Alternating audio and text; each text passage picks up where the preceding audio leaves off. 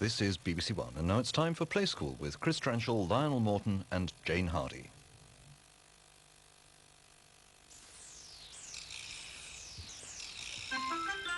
Get ready to play. What's the day? It's Wednesday.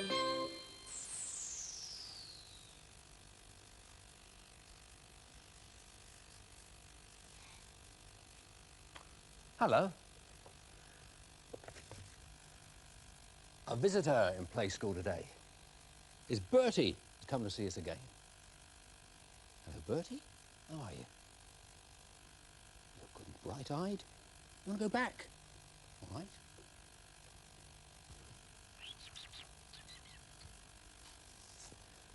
I've been doing a drawing of Bertie, and I've purposely left some bits out for a game.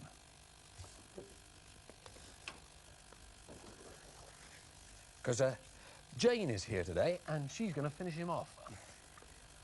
Hello. Hello, It's Jane. my first visit to Play School today, and I'm ready to go. I've had a look at Bertie. You all right? Yes. Have a good look. Yes. And now if you put this on before we play the game. Oh, dear. Right.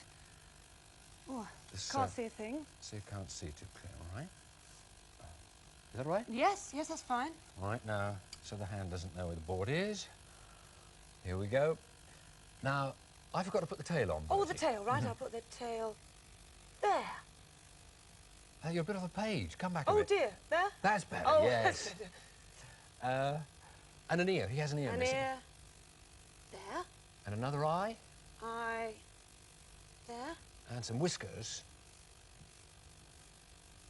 And a big back leg. Oh, a big back leg. Oh, And perhaps there. you could do a tree in the park. a tree in the park. There. And now just a fly on the end of Bertie's nose. Oh, the nose, I think, would be there. There. Okay. Have a look and Right. see. Oh, dear. Nearly off the page. I'll go and pin it up by Bertie. A different game this time. I'll draw a picture without looking at it, and without taking the pen off the paper.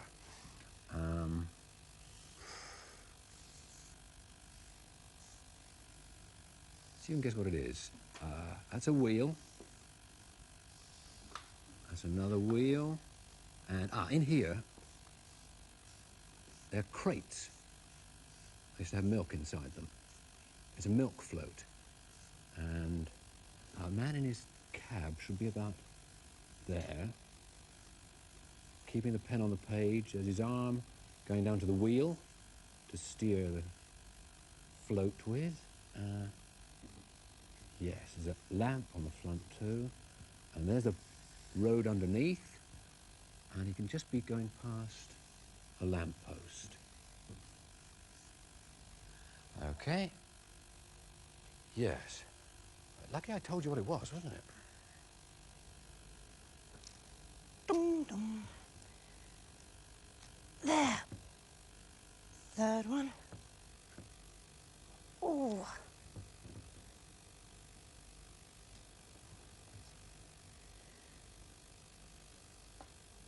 There. Finger paints for footprints. Whose footprints are they, do you think? Who rolled in the mud behind the garage door? Who left footprints across the kitchen floor? Whoop, whoop. I know a dog whose nose is cold. I know a dog whose nose is cold. Who chased raindrops down the windows? Who smudged the glass with the end of his nose? I know a dog with a cold at his nose. I know a dog with a cold at his nose. Who wants a bath and a big crunchy biscuit? Who wants to bed down in his fireside basket? Me, said Ronzo. I'm the dog with a cold. Oh, achoo!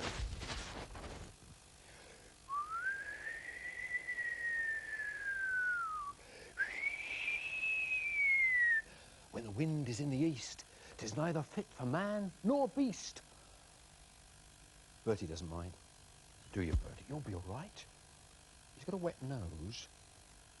He's got a nice fur coat to keep him warm. I got my jumper to keep me warm. That's a clue for some animals you can see through the window. They need a good coat in the winter to keep the wind out, and so do the people who look after them.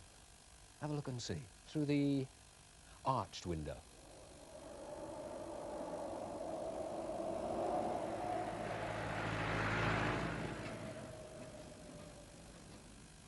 Here comes the shepherd with his children and their dog. They're going out to the fields to look after the sheep. They'll tell you all about looking after sheep.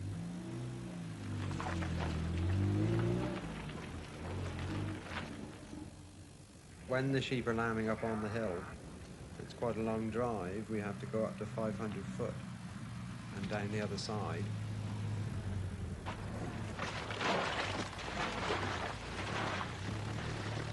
It can be very wet, or it can be freezing. We can have ice, snow, all sorts of conditions. And we go up all hours of the day and the night.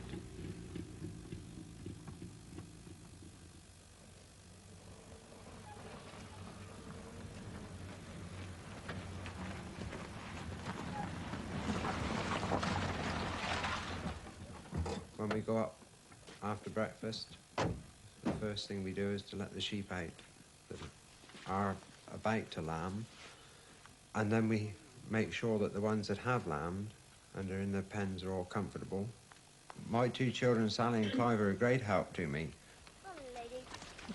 We went into the barn and we had to let the sheep that were going to lamb out into the field so as they could have the grass, because they have to sleep for 8 hours, eat for 8 hours and chew the cud for 8 hours. And they can't do that unless they've got grass.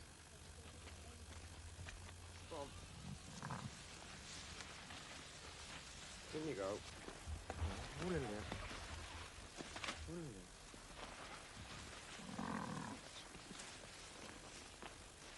How are you then? You all right? There we are. Come on, dear. Want a bit more? Come on, then. There we are. Come on. Come on, then.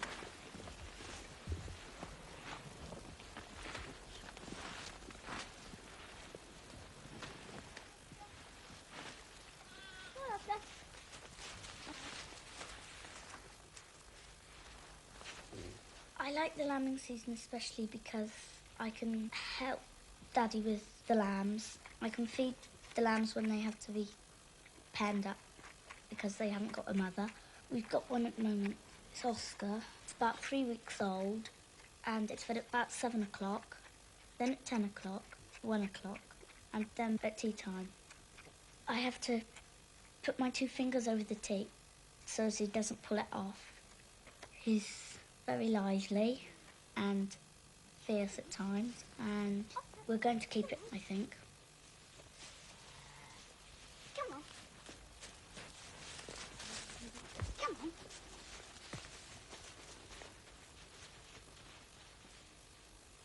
Come on, Oscar. Come on. Come on.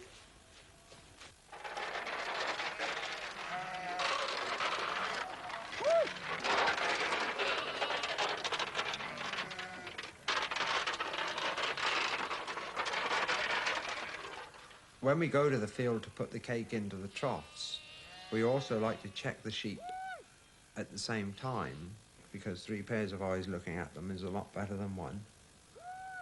And I've got a very quiet little dog. Her name's Fly. And if you have a quiet dog, then you have a quiet flock. And if you've got a quiet flock, they're much easier to handle and much easier to look after. They don't all jump up and run away when you come. In fact, we've got one sheep that's very, very friendly. And Sally calls it her granny, or her friendly sheep. She will always come up to you whenever you go into the field just to see if you've got any food for her.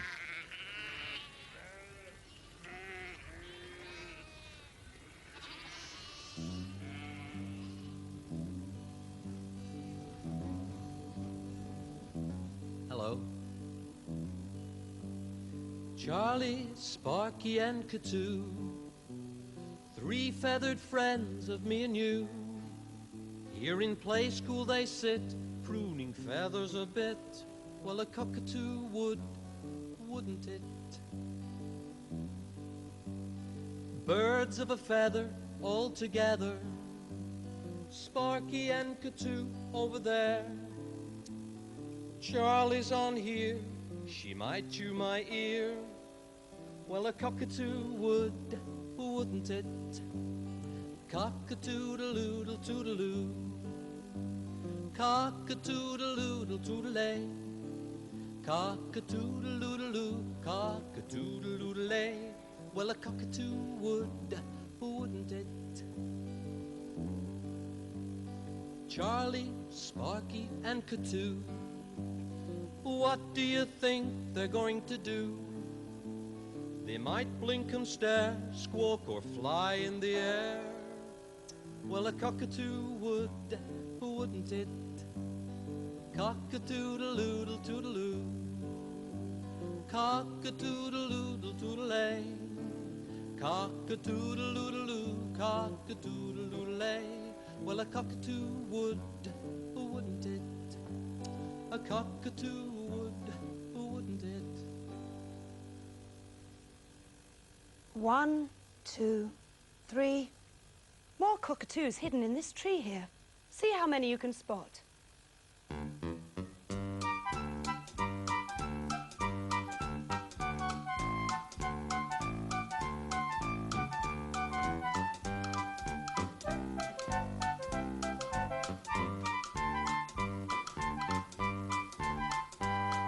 Well, there's a head popping out 1, a wing there 2, and a foot there 3. Oh, another head there 4, another wing there 5, 6. Oh, a head popping out there 7, another foot 8, another head 9, 10, 11. 11 cockatoos and 1 parrot. Pretty Polly, Pretty Polly. Hello, Dad. Hello, Dad. Mind your head. Mind your head. You ever heard a pet parrot speak? You try it. Just make a squeaky noise as though you had a big beak and were trying to speak with a big beak in front. Hello. Hello. Pretty Polly. Pretty Polly. People try and teach parrots to speak. It takes them a long time to learn. They copy the things you say to them. Pretty Polly. Pretty Polly. Pretty Polly. Pretty Polly. Watch your head. Watch your head. What's your head? What's your head? Here's a story about someone who's been trying for years to teach their parrot to talk.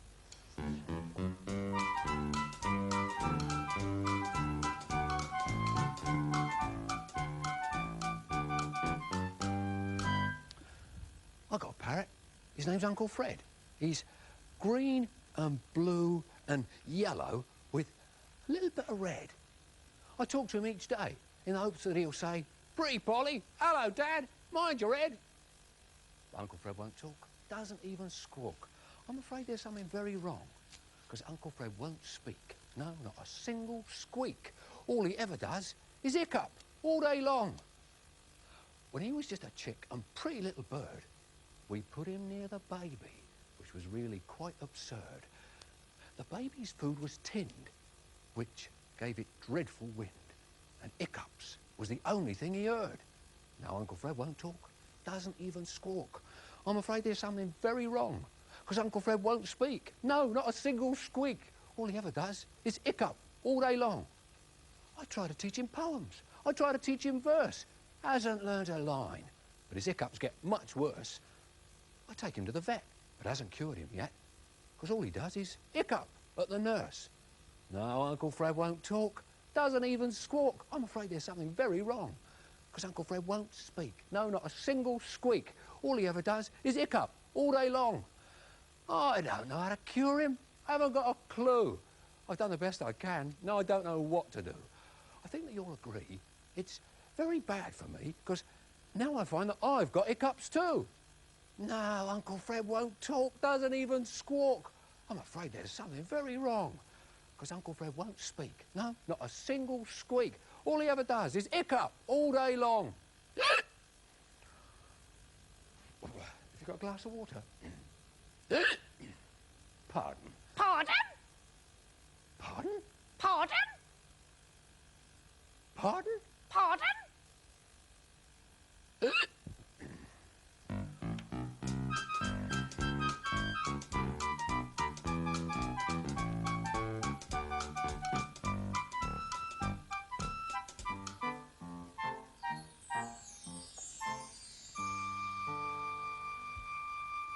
Someone in Jubilee Court's got a parrot. Do you remember who it was had a parrot?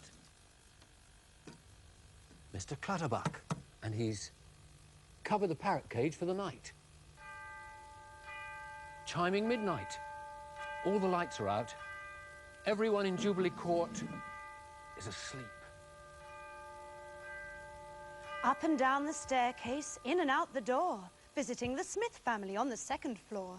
The Patels are underneath them with Mr. Clutterbuck below. When they meet their neighbours, they stop and say, hello, or meow.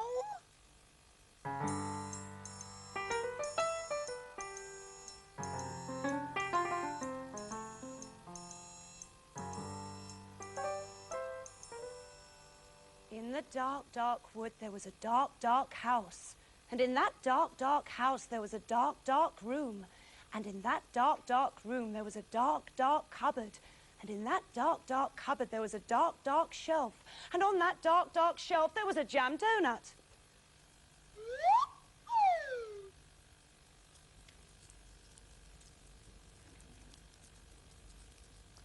A sweet wrapper fish. Bloop, bloop, bloop, bloop, bloop, bloop, bloop. I'll make another one to keep him company. Draw it out first of all.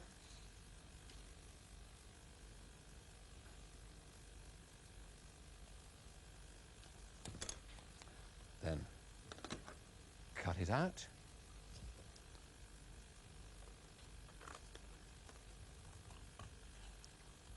Around the tail.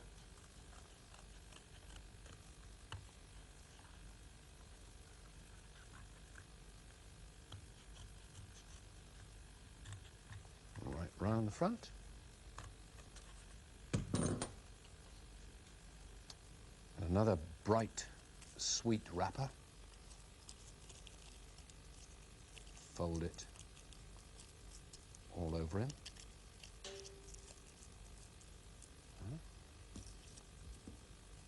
Got two of them now. Splish, bloop, bloop, bloop, bloop, bloop, bloop. I've got a tank for them as well. This tank is cut out from a shoebox, nearly all cut away, just left the frame here. And inside some pebbles and shells from the seaside. Strips of crepe paper to look like seaweed.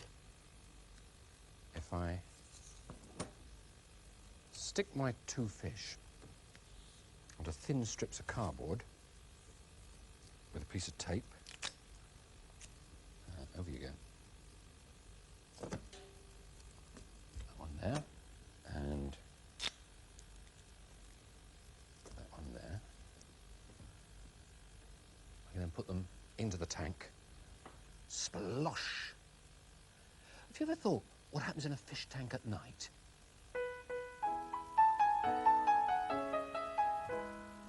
When you put the light off and toddle off to bed, you'd never think a pair of goldfish could have so much fun. Our guests are just arriving, now the party's just begun. But only fish know how to disco. Only fish can rock and roll. So don't be late, put on your disco skates. We're grooving at the Goldfish Bowl. Fish love soul music, imagine how it feels. Bop into the sound of the electric eels. All the little guppies only have one wish. They dream they were dancing with a superstar fish. But only fish know how to disco. Only fish can rock and roll. So don't be late, put on your disco skates. We're grooving at the Goldfish Bowl.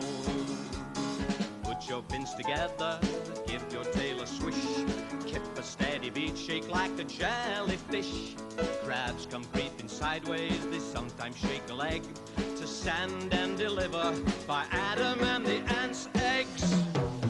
But only fish know how to disco. Only fish can rock and roll. So don't be late, put on your disco skates. We're grooving at the disco ball. We're grooving. Oh, we're grooving.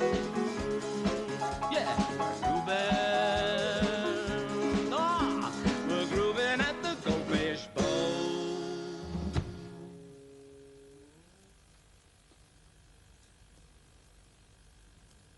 And when you came down in the morning, you learned nothing about it. Perhaps you'd like to make your own fish tank and fish to swim around in. Time for us to go now. Oh, we could just have one more game of the drawing without looking what you're doing. Jane, Yes? is your card ready for one more Right, go? yes. And your pen? You thought what you're going to draw? Yes. Have I thought what I'm going to draw? Yes. Okay, go. That's a beak. It's coming round his head and right down his long tail. It's a big cockatoo with an eye and those big feathers they have on top of their head. On a perch, or feet. How are you getting on? All right, I'm doing a fish, and I just finished just putting an eye in there. Some fins there. And up there. And some pebbles on the bottom, I think. I've done a bell in the cage and need something for his water and a seed and then the edge of the cage. Goodbye. Bye-bye. Bye.